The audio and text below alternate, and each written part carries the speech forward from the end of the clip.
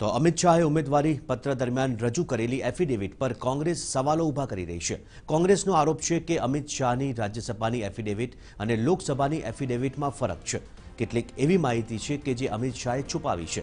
કોંગ્રેસનો આરોપ છે કે જય શાહે પોતાની કંપનીની વિગત છુપાવી છે અને કાલુપુર કોમર્શિયલ બેંકમાંથી 25 કરોડની લોન લીધી છે અને અમિત શાહ 2 પ્લોટ ગીરવે મૂક્યા છે, જેની માહિતી પણ અમિત શાહે છુપાવી હોવાનો આરોપ કોંગ્રેસ લગાવી રહી છે। તો બીજી તરફ ભાજપ કોંગ્રેસના આરોપોને ફગાવી રહી છે। ભાજપનું કહેવું છે કે કોંગ્રેસે ચૂંટણી જીતવા હવાત્યા મારી રહી છે અને ખોટા વાંધા વચકા કાઢીને ચર્ચામાં રહેવાનો પ્રયાસ કરી રહી છે। अध्यक्ष अमितभाई शाह गांधीनगर बैठक परथी लोकसभाना उम्मीदवार तरीके जे चूंटणी फॉर्म रजू कर्युं एमां जे एफिडेविट रजू करवामां आवी हती एमां विसंगतता जोवा मळी छे।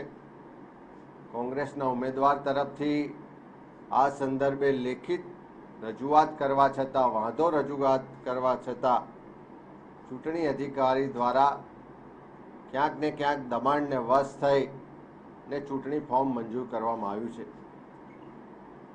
राज्यसभानी चूंटणी वखते जे एफिडेविट रजू करवामां आवी एमां जे विगतो दर्शाववामां आवी ने हालनी एफिडेविट बंनेनी विगतो अलग पड़े छे। कांग्रेस पोतानी हार ए भाળી ચૂકી છે અને એટલા માટે પાણીમાંથી પૂરા કાઢવાનું કામ કરે છે। કોંગ્રેસે ચૂંટણી પંચનો આ પ્રકારે સમય ન બગાડવો જોઈએ। જ્યારે બંને ફોર્મ ચૂંટણી પંચે સ્વીકારી લીધા હોય અને તેમ છતાં માત્ર મીડિયામાં અપપ્રચાર કરવા માટે કોઈ મુદ્દા ઉઠાવે વ્યાજબી નથી।